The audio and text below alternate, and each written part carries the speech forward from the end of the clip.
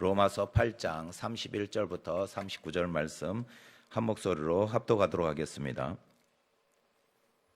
합독하겠습니다. 시작.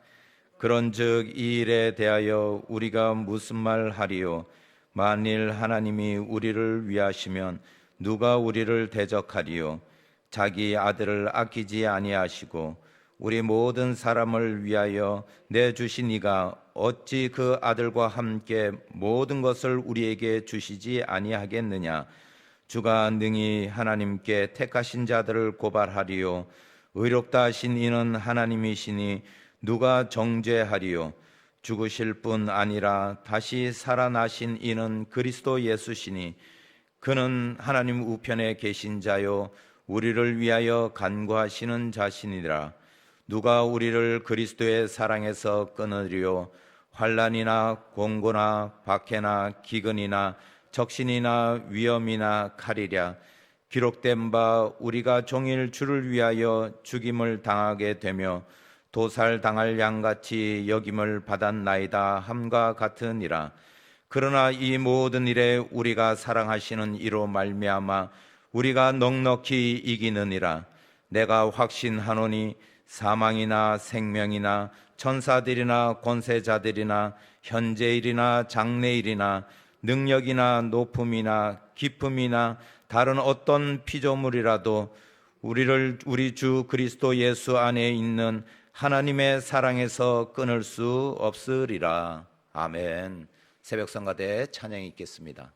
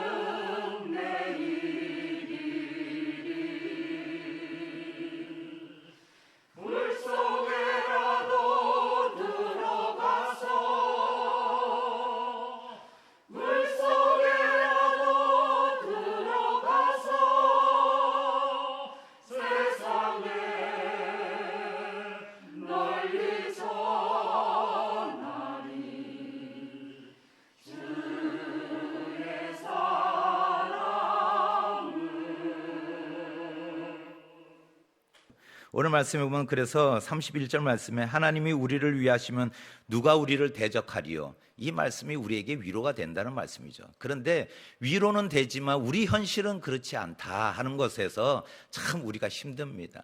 왜냐하면 우리의 현실은 주님이 우리를 사랑하시기 때문에 우리를 대적할 사람이 없는데, 대적할 자가 없는데 살아가는데 왜 이렇게 고단하냐 이거예요. 고단하냐. 예? 당장 우리가 가면은 우리가 남편 또 음식 반찬 뭐 해줄까 이런 것까지 생각하다 보면 참 고단한 우리의 주부들의 삶 아니겠어요? 예? 또 월요일 아침이기 때문에 월요병에 걸린 우리 자녀들 또 우리 손주들 학교 보내야 되고, 예? 학교 가기 싫다고 막 이러는 떼쓰고 있는 자녀를 학교 막 내보내는데 학교 가기 싫어 막 이러더라고. 어떤 자녀는. 그러니까 그 엄마가 그러더라고요. 그 자녀한테 너 선생님이 안 가면 어떡하니? 그러더라고요.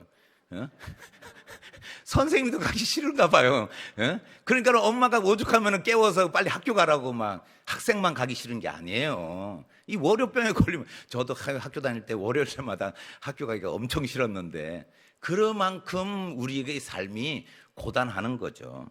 그래서 오늘 말씀에 사도 바울은 대적할 자가 없지만은 그러나 우리가 각오해야 된다.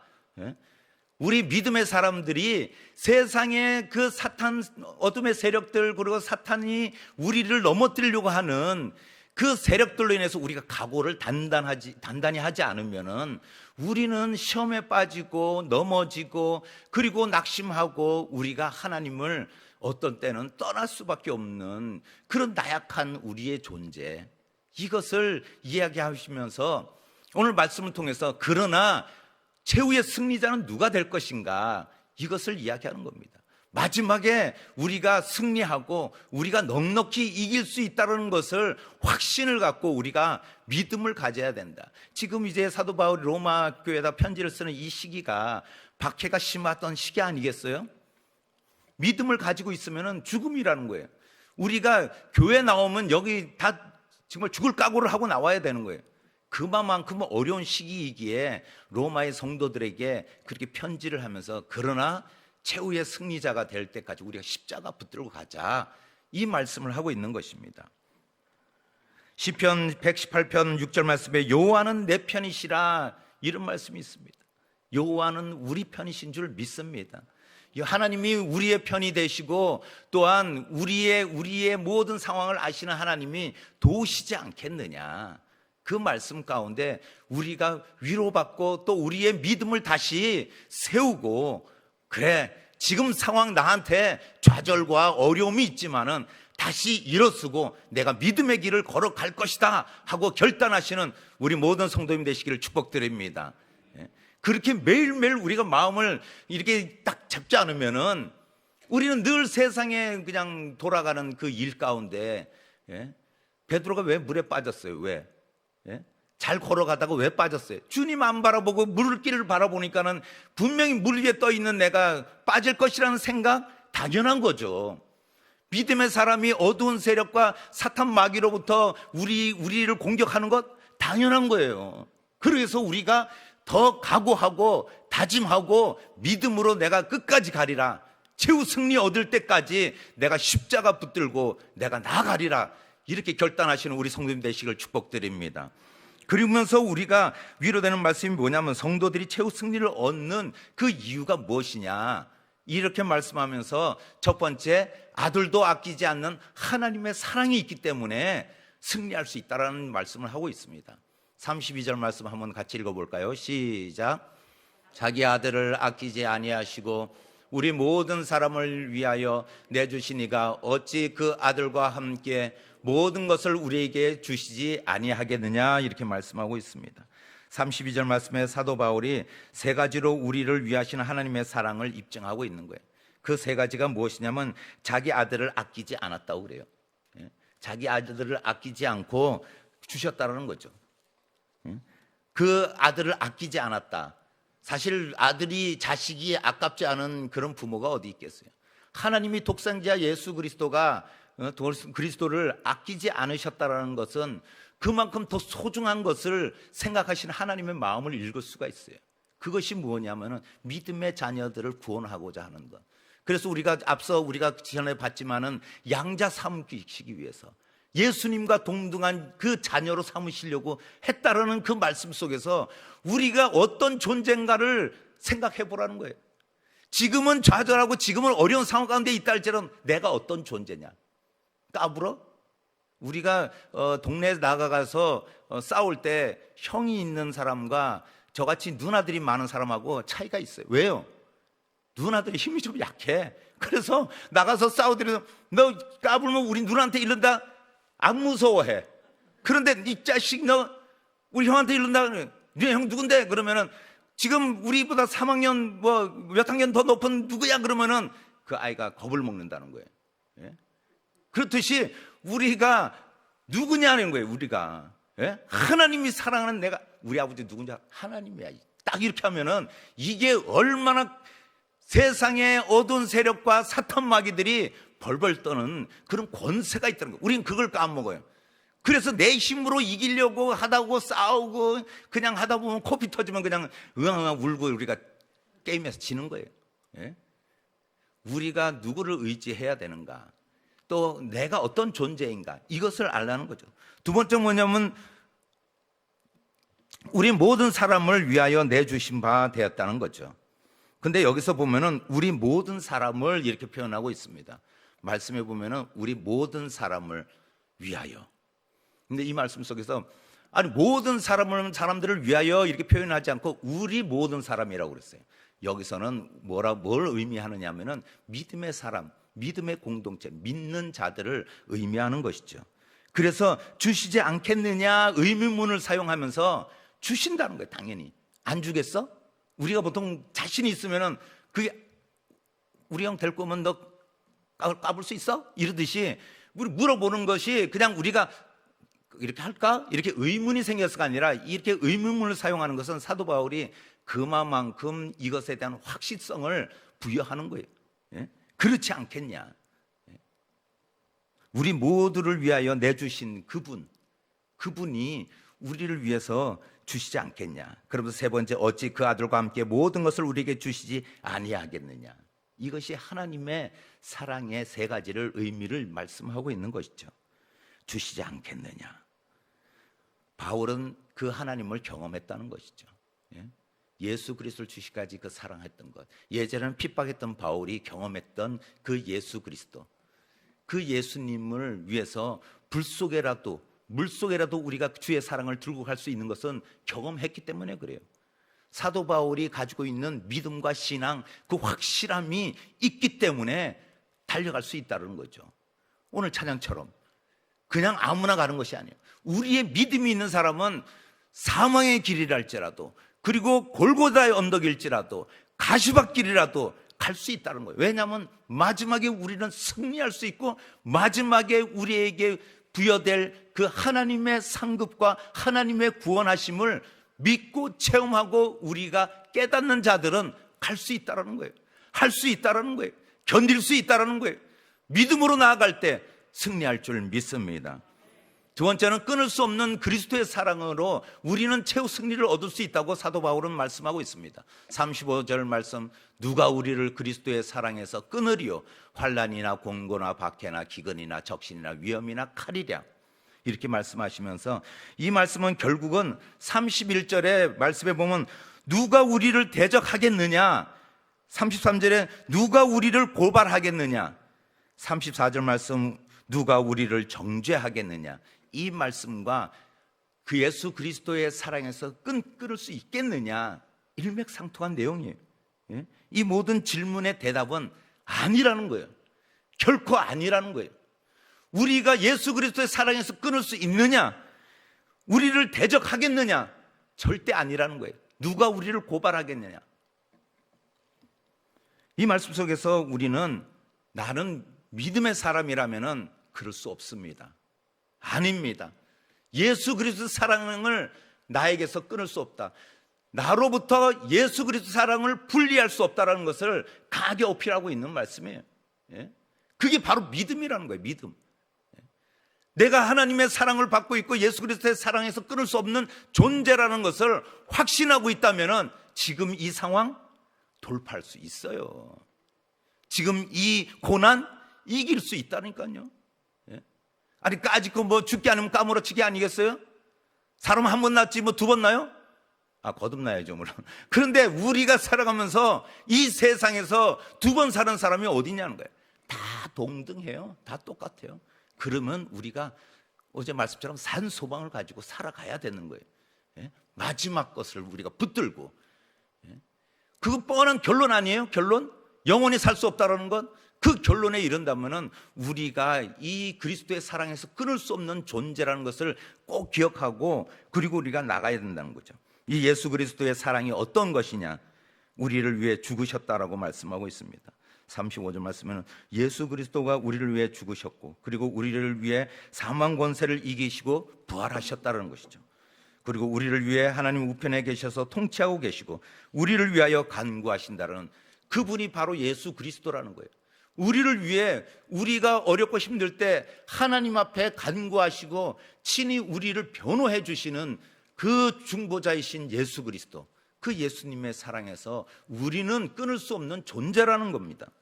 그런 존재이기에 우리가 지금 당한 고난 아무것도 아니고, 우리가 지금 처해 있는 이 상황들 돌파해 나갈 수 있다는 거예요. 믿음으로. 그리고 끝까지 믿음의 길을 걸어가야 된다는 거예요. 예수님께서 골고다 언덕까지 십자가를 지고 가신 그 길을 우리도 따라가야죠. 우리도 그 길을 예수님과 동참해야죠. 그것이 바로 우리가 성도의 모습이고, 그리고 최후 승리를 얻는 자들의 모습이라는 겁니다. 마지막으로 끊을 수 없는 하나님의 사랑을 다시 이야기하고 있습니다. 39절 말씀 같이 한번 읽어보겠습니다. 시작.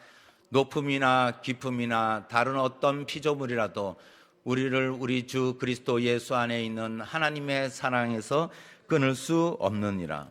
하나님의 그 예수님의 사랑과 또한 예수 그리스도 안에 있는 하나님의 사랑에서 끊을 수 없다라는 거예요. 세상의 사랑은 시간이 지나면 쇠퇴하기도 하고 우리가 소홀하게도 되고, 부부관계도 마찬가지잖아요. 처음에는 뜨겁게 사랑하지만 시간이 흘러서 오래 살아보신 분들은 좀 느낌이 오죠? 그냥 우리는 그냥 우정으로 살아가는 거예요. 우정으로, 그냥 친구처럼. 뭐 사랑이 어디 있는지 없어요. 그리고 좀 살아보다 보면은 그 다음에는 이 세상에 같이 그냥 열심히, 같은 편이니까 네 편 내 편 뭐 우리 같은 편이니까 그냥 같이 열심히 살아가다 보면 전우회로 살아가는 거죠. 그래서 우리가 볼 때는 가끔 이제 서로 간에 총질도 하고 싸우기도 하지만은, 그러나 전쟁이 났다면 힘이 하나가 되는 거예요. 이게 부부예요. 이게 부부. 그렇듯이, 그런데 우리 하나님의 사랑은 변함이 없습니다. 우리 하나님의 사랑은, 우리를 사랑하시는 그 하나님은 변개하시고 마음이 변화되지도 않으시고, 그리고 우리를 소홀하게 대하시지도 않는다는 거예요. 그래서 오늘 10가지의 이 믿음의 장애물을 이야기하고 있는 거예요. 이 믿음의 장애물을 얘기하면서 사망이나 생명이나 천사들이나 권세자들이나 현재일이나 장래일이나 높음이나 깊음이나 능력이나 어떤 피조물이나, 이 10가지의 우리의 믿음의 장애물이에요. 그런데 가장 먼저 우리가 이 믿음의 장애물 10가지를 만났을 때 우리가 그것을 우리가 이겨나가야 된다는 거예요. 왜냐하면 이 세상의 어떤 피조물도 하나님의 사랑을 끊을 수 없다라는 그 확신을 가지고 살아가야 된다는 거죠. 우리의 결론은 명백하다는 겁니다. 어떤 상황, 어떤 시간, 어떤 때에 우리가 어떤 처지에 놓여 있다 할지라도 결국은 우리가 넉넉히 이긴다고 오늘 말씀하고 있습니다. 오늘 우리는 결국 하나님의 그 사랑으로 인해서 우리가 세상 어떠한 피조물, 이 어두운 세상의 사탄 권세들이, 사탄 마귀의 권세일지라도 우리를 넘어뜨릴 수 없다는 거예요. 잠시 우리가 무릎 꿇을 수는 있겠지만, 잠시 우리가 멈춰설 수 있지만, 잠시 우리가 고민할 수는 있지만, 그러나 최후 승리는 보장되어 있다는 거예요. 그리고 하나님이 우리를 붙들어 주시면 우리의 구원이 결국 하나님의 역사 가운데 뜻 안에 이루어지고, 그 구원을 이루시는 하나님을 우리가 발견하게 된다는 것입니다. 하나님은 우리를 도우시고 보호하시고 인도하시고 축복하시고 능력 주시고 치유하시고 용서하시고 구원하시고 채워주시고 강건케 하시고 자녀들을 인도하시고 기쁘게 하시고 응답하시고 역사하시고 해결하시고 승리케 하실 줄 믿습니다. 그 하나님의 사랑을 늘 경험하시는 우리 모든 성도님 되시기를 예수님의 이름으로 축복드립니다. 예수님의 이름으로 축복드립니다. 기도하시겠습니다.